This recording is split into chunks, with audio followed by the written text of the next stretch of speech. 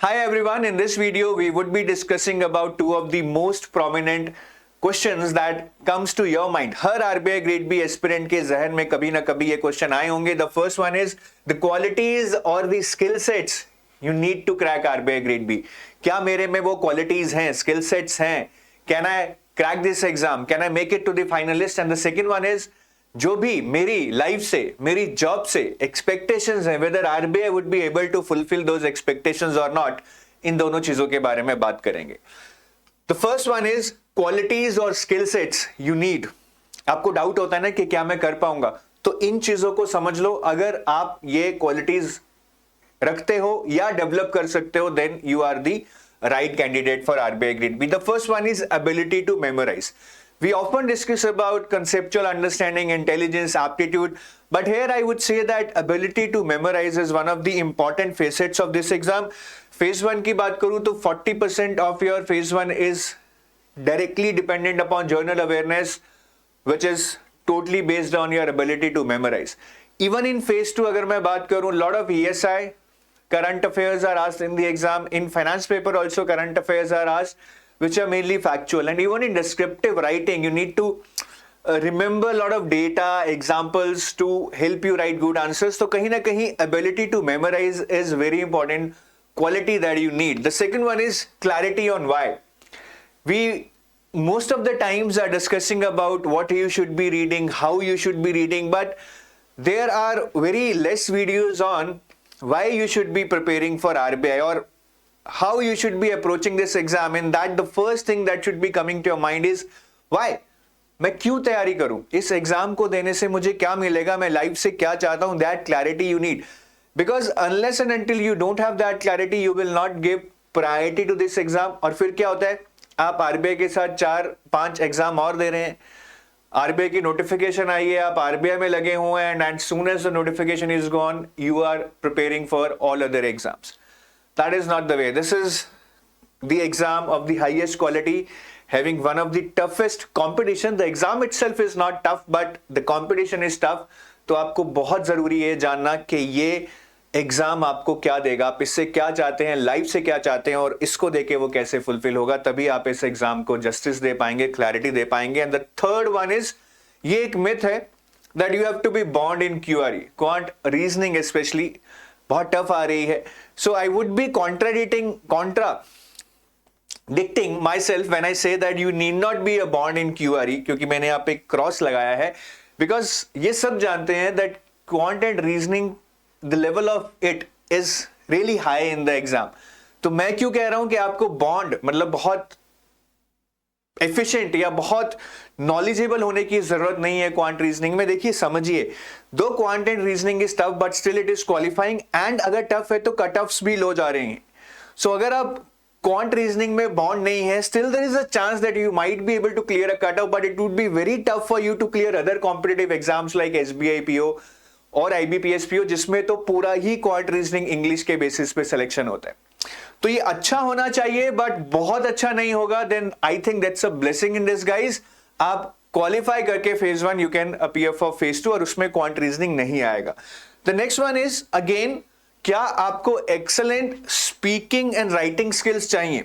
ये बहुत लोग पूछते हैं, sir I am not from convent educated school, I am not that good in English. So देखिए, you will need a basic English, because if you are giving paper in English you cannot make some very obvious, very silly mistakes in the grammar part. But क्या वो English बहुत flori English होनी चाहिए, बहुत अच्छे अच्छे vocabulary वाले words होने चाहिए? ऐसा बिल्कुल नहीं है. I think what matters in answer writing is basically, are you able to make a structure and a flow? Are you able to give argument logically? हम हिंदी में भी किसी से बात करते हैं ना, तो पता लग जाता है कि ये आदमी आर्ग्यूमेंट लॉजिकली दे रहा है, स्ट्रक्चरली दे रहा है या नहीं. तो वो एबिलिटी अगर आप में है, even to do that in Hindi, you can no replicate that in English. तो वो ज्यादा जरूरी है rather than having some highly convent educated English. और स्पीकिंग की बात करें तो you can opt for interview in Hindi which would be ideally in English. So अगर आप बिल्कुल कंफर्टेबल नहीं है, interview you can handle right in Hindi or English without having the need to appear for interview in English. तो ये भी आपका कोई ड्रॉबैक नहीं है, इससे थोड़ा फाइट कीजिए. It can be won over. All you need is that no intention inside you कि मैं करूंगा। फाइनेंस एंड इकोनॉमिक्स बैकग्राउंड, और बैकग्राउंड सिर्फ फाइनेंस एंड इकोनॉमिक्स का नहीं है, बहुत सारे लोगों को रहता है कि I don't have any work ex, तो क्या मैं आरबीआई में घुस पाऊंगा, they might not prefer me, ऐसा कुछ नहीं है। They give equal opportunity to the freshers and the work experience people. In fact sometimes people who have work experience are given less marks और people who are freshers are given less marks, so that entirely depends upon your interview, not on your work experience. Finance or economics background might help you to prepare faster, right, initially, but these are not the areas in which you need specialization. If I especially talk about finance, it is very basic in your exam, very basic. There are hardly 3-4 chapters which are part of core finance. Numericals are not coming, so ideally this finance is not finance. This is very general finance, which not only RBI Grade B aspirant, rather I would say every citizen of India should know. तो नहीं डरना है finance, एक बार पढ़ के देखिए, you will be able to solve most of the questions that are coming in the exam. And when I talk about economics, economics is a conceptual subject. Obviously, you need to know the basics like inflation, GDP, balance of payments, monetary policy, fiscal policy, and all that. But again, the economics paper in your exam is mostly current based. 70% कहीं ना कहीं आपको current affairs पे stress करना पड़ेगा, rest 30% is on the static. So static पढ़ना है, but again you need not have that specialization in economics or mastery of economics to crack this exam. Interview में थोड़ा ज़्यादा पढ़ के जाना पड़ेगा, but I think they will have lower expectations from you in the interview also if you're not from economics background. So that can be handled. ठीक है, कुछ मैटर नहीं करता, आपकी एज भी मैटर नहीं करती है इतना, ठीक है। जो लोग 28-29 में है, they might be required to justify in the interview that what you have been doing all these years. लेकिन अगर आप प्रीवियस जॉब में हैं और 28 में आरबीआई, 29 में आरबीआई ग्रेड बी इंटरव्यू दे रहे हैं, then they can understand now that you want to say grow in your career. Then one thing which is mostly missing from the people I found is emotional quotient. Most of the times we talk about IQ, एक अच्छा IQ होना चाहिए, intelligence होनी चाहिए, but I think what is missing is emotional quotient. आप चाहे 2000 घंटे पढ़ लो पूरा साल लगा के, but ultimately in the exam it is about 2 hours in phase 1.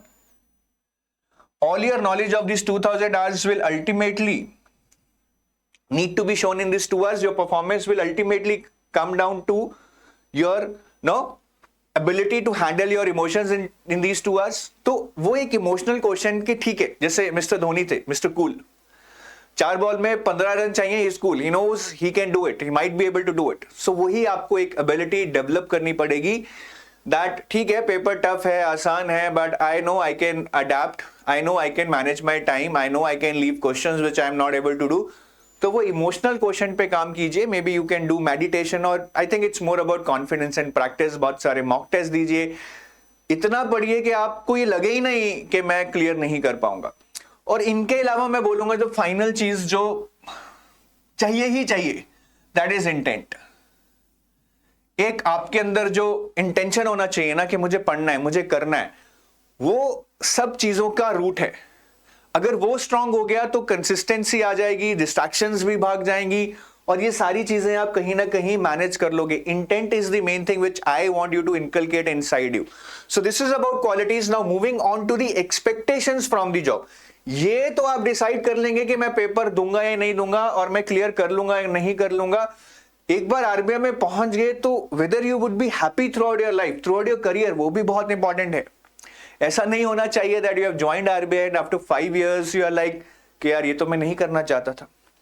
So what are your expectations from the job, whether they will get fulfilled और not, इस पार्ट में डिस्कस करेंगे। First one is salary. देखिए RBI is a good pay master, there is no doubt about it.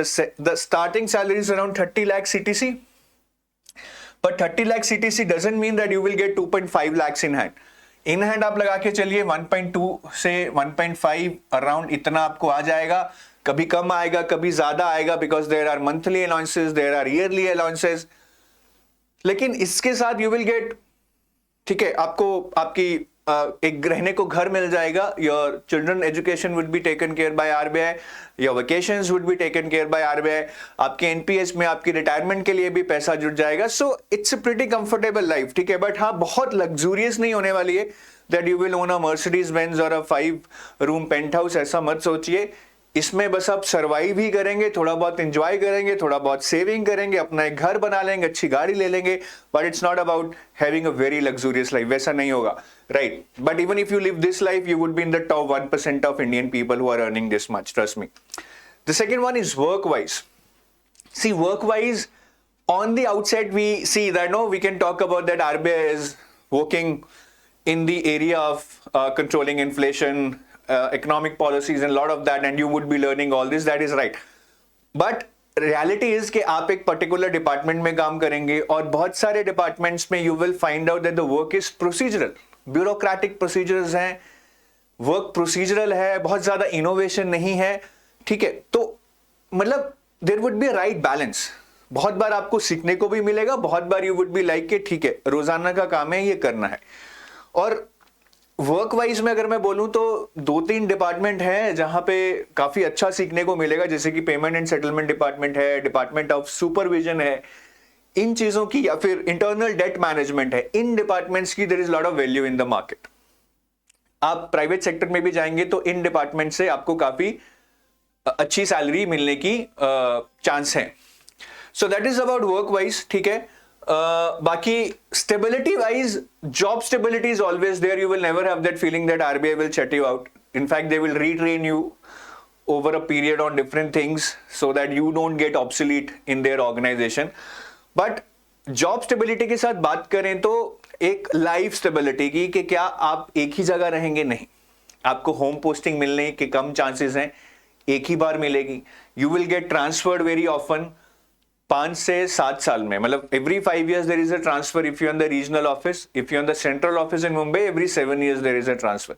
तो बार बार वो transfer होना, बच्चों का स्कूल चेंज होना, शहर बदलना, नए लोगों से मेल जोल बढ़ाना, that is kind of tough for many people, but you have to bear with it. So वो एक लाइफ स्टेबिलिटी कहीं ना कहीं थोड़ी सी कॉम्प्रोमाइज करनी पड़ेगी.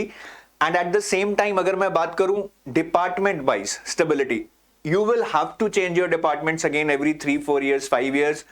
You would be rotated in different departments. You will learn different types of work. तो अगर आप एक कंफर्ट जोन में जाना चाहते हैं कि एक बार कोई चीज सीख ली और वही करना चाहता हूं, then this is not the job for you, because you would have to learn so many things over next 30 years in different departments, and then only you will be able to grow to a higher position. Work life balance बहुत अच्छा है मेरे हिसाब से. What I talk with my students, 9 to 5 job है, कहीं पे 9:30 office शुरू होता है, 5:30 खत्म होता है. But the good thing is कि there is no public dealing as in what we see in the banks. तो चिल है, गवर्नमेंट का इंटरफेस नहीं है. I think that is the best thing. It's an independent body.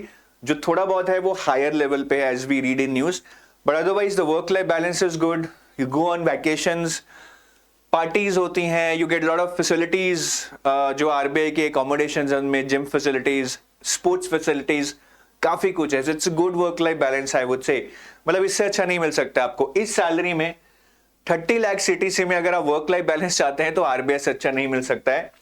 Next is power and prestige. This is very very important because many people tend to compare RBI with UPSC, which I would say they are different. They are totally different. UPSC is something जो शायद हमें दूसरों को देखकर YouTube पे या हमारे कुछ रिलेटिव्स अगर UPSC क्लियर करते हो तो उनको देख के हमें एक नशा सा लगता है कि यार बनना है तो ये बनना है, IAS ऑफिसर बनना है, DC लगना है, SDM लगना है. So that is a different thing, and there the power and prestige you get is like unparalleled. लोग आपको सलाम ठोकते हैं, गाड़ियां चल रही हैं लाल बत्ती वाली, पुलिस ऑफिसर्स आपके पीछे हैं, पब्लिक आपके आगे हाथ जोड़ रही है. I mean that kind of power and prestige is nowhere available in RBI. Just forget about that, just forget about that. RBI में आपको अगर थोड़ा बहुत पावर मिलेगा, so that would be in department of supervision, जहां mainly you will have the power to do audits and penalize banks for their wrong doings. बाकी इतना कोई पावर नहीं है. But yes, if you see power as something which is about empowering people to become financially inclusive or helping people to live good life, because you control inflation and people look up to you to control inflation, then you have that power and prestige. और banking circle में RBI officers का बहुत prestige है. But if you tell to a common person in a tier 3 city I work in RBI, you will not get the prestige that an IAS officer will get. वो बहुत बहुत फर्क है वहां पे. Then it's growth wise. Now within RBI there is a decent growth because हर 5-7 साल में आपका प्रमोशन होता रहेगा, but this is very time bound rather than performance based, no, unlike in the private sector. But good thing is के RBI से भी अगर आप प्राइवेट सेक्टर में जाना चाहें, there are lot of opportunities, specially if you have experience in department of supervision. बहुत सारे कमर्शियल बैंक्स आपको हायर करेंगे। If you have experience in payment and settlement department, companies like Razorpay and Paytm will be ready to hire you. If you have experience in internal debt management where you do tradings in government securities, investment banks would be ready to hire you and they will pay you awesome salary. So within RBI, as I told you, there is a fixed path, वो follow करना पड़ेगा। Private sector में जा सकते हैं, but लोग जाते नहीं है, बहुत कम जाते हैं। And you also get opportunities to get know some good positions in your life जो शायद प्राइवेट सेक्टर में नहीं मिलेंगी। For example, you can be posted to World Bank और IMF, और you can become board of directors of commercial banks if you have served in RBI। Ministry of finance में जा सकते हैं डेपुटेशन पे। तो अपॉर्चुनिटीज हैं, but they are very rare and you need to really grab them by working hard for them. ठीक है, तो अगर आप हार्ड वर्किंग हैं, उन अपॉर्चुनिटीज को ग्रैब कर सकते हैं, you will get an excellent growth in RBI। And the next is further educational opportunities. तो यहाँ पे अगेन RBI में बहुत सारी अपॉर्चुनिटीज हैं इन टर्म्स ऑफ के the first one itself which is very big is golden jubilee scholarship programme. यहाँ पे you actually get scholarship worth 80 lakh rupees around, अब ये ज्यादा भी हो गई है। And this can be grabbed if you get selected in some good universities like foreign universities. तो यहाँ पे RBI सारा आपका स्पॉन्सर करेगा, but there are limited seats. So if there are say 8 seats and 15 people get selected in foreign universities, good universities जो top ranks में है, ऐसा नहीं कोई भी, तो एक internal procedure है, they will shortlist some and they will select 8 out of say 15-20 and they will get sponsored. ठीक है, लेकिन ड्यूरिंग योर एजुकेशन आपको इंडियन सैलरी जो है वो कम मिलेगी, पूरी नहीं आएगी। It's good, although you are not working, you are still getting Indian salary, some part of it, so that your family can sustain. और वहां पे आपकी बोर्डिंग और लॉजिंग जो पढ़ते हुए आपको खुद करनी पड़ेगी, लेकिन इसमें बॉन्ड रहेगा आपका। You have to serve in RBI for 3 years after completing your sponsored education. But ये आपके रिज्यूमे पे बहुत बहुत अच्छा हो जाएगा। And if you work in RBI, I think it's relatively easy to get selected in this big universities because वहां RBI का नाम मैटर करता है, and you look different, right? Everybody cannot be RBI Grade B officer. And और बहुत सारे लोग compare करते हैं, सर मैं IT में काम कर रहा हूं, whether I should join RBI, मैं यहाँ पे 20 लाख कमा रहा हूं। See, I think as I told you, working in RBI is not about money. आप IT में काम कर रहे हैं, अच्छा है, आप 20 लाख 30 लाख कमा रहे हैं, what is your priority in life?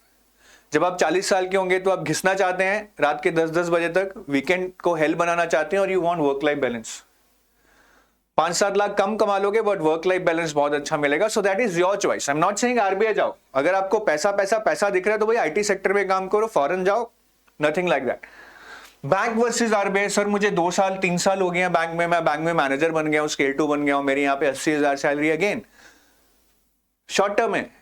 RBI में मैं बोल रहा हूं चाहे थोड़ा सैलरी इंक्रीज पे चले जाओ, जो भी आपकी बैंक में है, but the exposure you get there. IMF में वर्ल्ड बैंक, कमर्शियल बैंक से कहां पहुंच जाओगे, RBI से फिर भी चांस है,